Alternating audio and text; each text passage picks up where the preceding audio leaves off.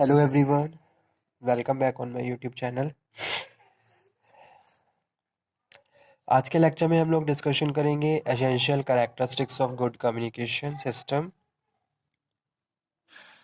And steps for making communication effective. कौन कौन से इंपॉर्टेंट स्टेप्स हैं जो हमारे कम्युनिकेशन सिस्टम को और ज़्यादा इंपॉर्टेंट बनाते हैं, तो ये हम डिस्कशन करेंगे। ओके, तो जो ये मेन टॉपिक डिस्कशन चल रहा है, ये टेक्निक्स ऑफ डायरेक्टिंग में चल रहा है रिलेटेड टू मैनेजमेंट, जिसमें हम लोग डिस्कशन कर रहे हैं कम्युनिकेशन को। ठीक है, इसमें मैंने ऑलरेडी आपको कम्युनिकेशन के बारे में about the communication, communication element and process of communication discuss कर दिया है। Today I am going to start characteristics of communication, important requirements भी कह सकते हैं इसको, और the making communication more and more effective. So due to this, what kind of steps are required? Okay, तो ये दोनों टॉपिक हम आज के इस सेशन में कवर करेंगे। तो let's start.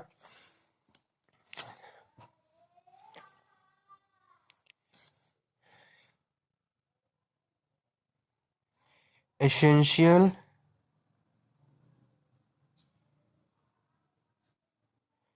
characteristics of communication. As we know, again I am discussing explaining communication is the process of passing the information and understanding from one person to another, in which one person sharing their views, their emotion, their beliefs, their knowledge to other person and other person understand. ठीक है, एक जो first person है जो कि sender है, sender information को send कर रहा है, रिसीवर उसको अंडरस्टैंड कर रहा है इन द सेम इंटेंशन, जिस भी इंटेंशन से मैसेज सेंडर ने सेंड किया है।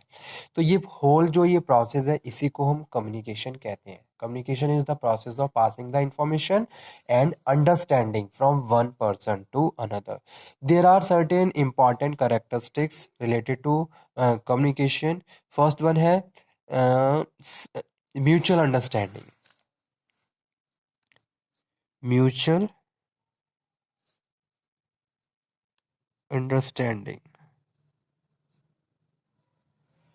So the purpose of communication is to create an impression or understanding in the mind of receiver of the message. So there must be a mutual understanding between the sender and receiver.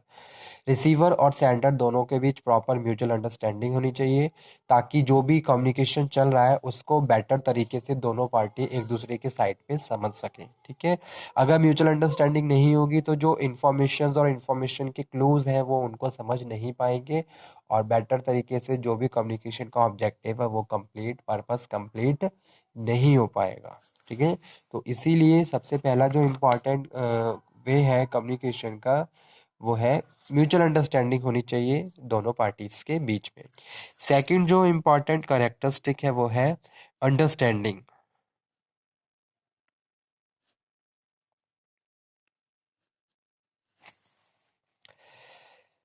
The receiver may or may not agree with the point of the sender of the message. So, however, for communication to be complete, the receiver must understand the message in the same sense intended by the sender.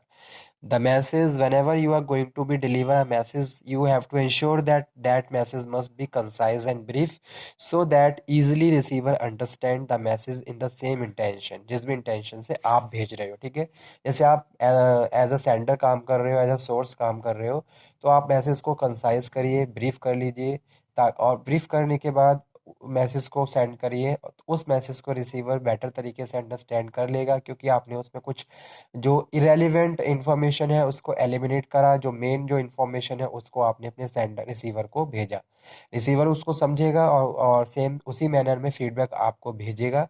तो इससे क्या है, communication का cycle complete हो जाता है और better तरीके से इंफॉर्मेशन सेंड रिसीवर तक पहुंच जाती है। ठीक है, तो प्रॉपर अंडरस्टैंडिंग हो गई उसी इंटेंशन में जिस इंटेंशन में मैसेज आपने से रिसीवर को भेजा। तो ये भी इम्पॉर्टेंट चीज़ है, अंडरस्टैंडिंग होनी चाहिए, और बिना अंडरस्टैंडिंग के कभी भी मैसेज फ्लो नहीं हो सकता और अंडरस्टैंड नहीं हो सकता। ठीक है, और थर्ड जो इम्पोर्टेंट करेक्टरिस्टिक है वो है टू और more party.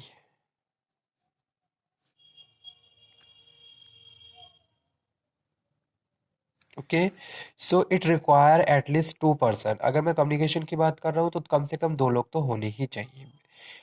2 persons are required that's why it it is also known as two way traffic या टू वे प्रोसेस, जो आगे मैं बताऊंगा, ठीक है। So the complete the process of communication, a sender with the message और the receiver who is giving the who give the feedback. तो दो लोग होते हैं, एक सेंडर होता है, एक रिसीवर होता है, और दोनों ही क्या कर रहे हैं, अपने अपने हैंड पे अपने अपने रोल प्ले करते हैं। एक मैसेज को सेंड करता है, दूसरा उसको फीडबैक भेजता है, ठीक है। सर्कुलर प्रोसेस होता है।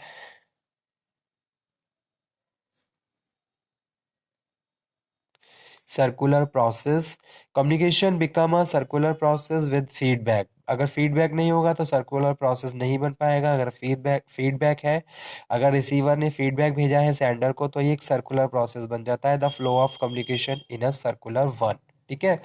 जैसे कि स्टार्ट हुई सेंडर से, सेंडर्स ने मैसेज को एनकोड करा, एनकोड करने के बाद उस मैसेज को चैनल के थ्रू रिसीवर तक भेजा, रिसीवर ने उसको डिकोड करा, डिकोड करने के बाद उसको अंडरस्टैंड करने के बाद फीडबैक भेजा, और वो फीडबैक फिर सेंटर तक पहुंचा, तो एक सर्कुलर बन जाता है, इसलिए इसको सर्कुलर प्रोसेस में कहते हैं।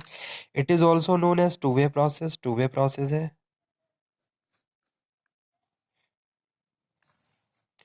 Communication is two way process, it include sending of message and response to that message. Message को भेजना और फिर उस मैसेज का रिस्पॉन्स भी रिसीव करना,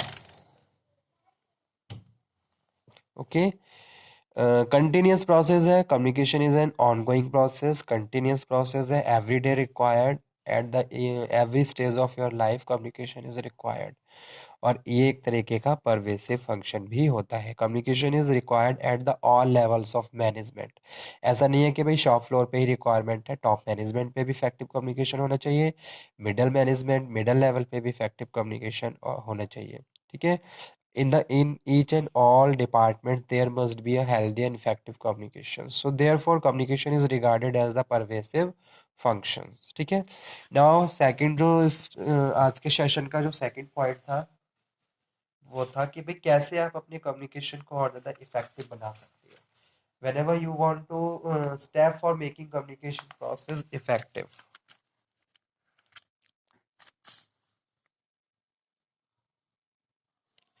steps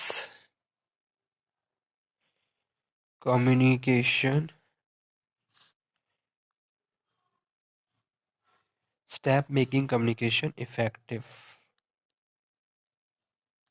फर्स्ट स्टेप है लिसनिंग। सबसे पहले क्या है, लिसनिंग, ठीक है। As we know, communications is ongoing activity and the based on the speaking and listening. There must be a proper speaker and there must be a proper listeners also. जो communication की जो cycle है, इन दोनों steps पे चलती है कि proper listening होनी चाहिए और proper speaking भी होनी चाहिए। Listening is to your receiver will help understand and clarify their concern better। ठीक है, दोनों ही तरीके की यहाँ पे हम बात कर रहे हैं कि जब कोई अगर कोई भी पार्टी मैसेज सेंड कर रही है तो रिसीवर को प्रॉपरली मैसेज को सुनना है, सबसे पहले लिसनिंग होनी चाहिए, तभी बेटर तरीके से वो फीडबैक दे सकता है। इसी तरीके से जो सेंडर है, सेंडर भी क्या करता है, प्रॉपर अंडरस्टैंड करता है रिसीवर के फीडबैक को, और तब जाके अगेन उसको उसके साथ कम्युनिकेशन को कंटिन्यू करता है, ठीक है। So the art of listening also shows the other person that you are genuinely interested in their talk. So such kind of two-sided communication method help in achieving more than normal levels of success. So listening is listening to your client or employer and working on their concern will not just earn a simple method of problem resolution, but also ensure increasing loyalty also. जितना ज़्यादा आप attentively रहेंगे, उतना ज़्यादा आप अपनी loyalty को maintain करेंगे in the front of other one, ठीक है। तो लिसनिंग भी क्या है, listening is also most important step to make your communication more and more effective. सबसे पहले आप सुनिए चीजें चल क्या रही है, तब जाके फिर आगे उसके बारे में डिस्कशन कीजिए। सेकंड जो चीज है वो है टॉक ब्रीफ। ब्रीफ, कुछ लोग होते हैं बहुत ज्यादा अनयूजुअल टॉक करते हैं, ठीक है। कोई भी मैटर जिसका ना कोई और है ना कोई छोर है, कहीं से भी स्टार्ट किया कहीं से भी खत्म कर दिया, ठीक है। तो जब भी हम कम्युनिकेशन की बात कर रहे हैं और हम टॉकिंग की बात कर रहे हैं तो वो बहुत प्रिसाइज और ब्रीफ मैनर में होना चाहिए। Unless extremely needed, avoid involving a long or detailed lectures to convey your message to your audience. Many times it is necessary that you provide to point answer to the questions rather than beating around the bush. Okay, remember that time is valuable and take considerations for the other time especially, so try to be short and brief. आप brief of short में जो भी आपका जो main information है उसको deliver कर दीजिए। ठीक है। A short and informative talk is important feature of effective communication. इससे क्या है, आप इजीली दूसरों की अटेंशन को भी ग्रैस्प कर सकते हो और अपना जो कम्युनिकेशन है उसको भी और ज़्यादा इफेक्टिव बना सकते हो। उसके बाद है टॉक कॉन्फिडेंटली। जब भी आप बात करें आपकी फेस पे कॉन्फिडेंस होना चाहिए। ठीक है। कॉन्फिडेंटली बात करिए, बेटर तरीके से टॉक कॉन्फिडेंटली। और whenever you communicate to other one, your facial expressions and your body language must be confident। आपकी body language भी confident होनी चाहिए। use non-verbal communication।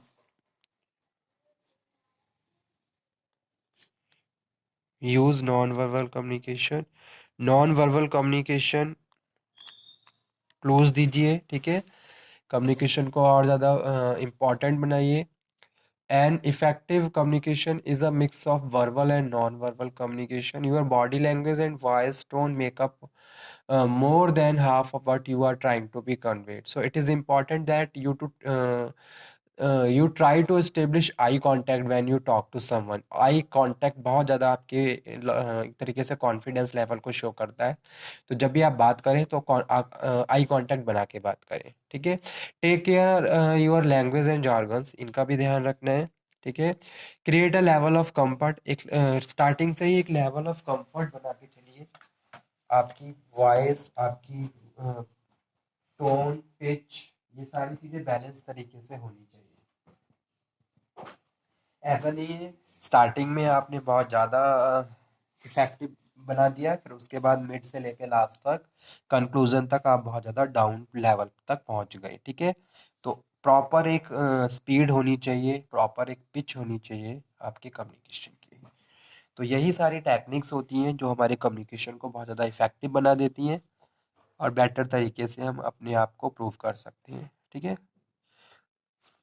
So these are the important techniques of make your communication effective.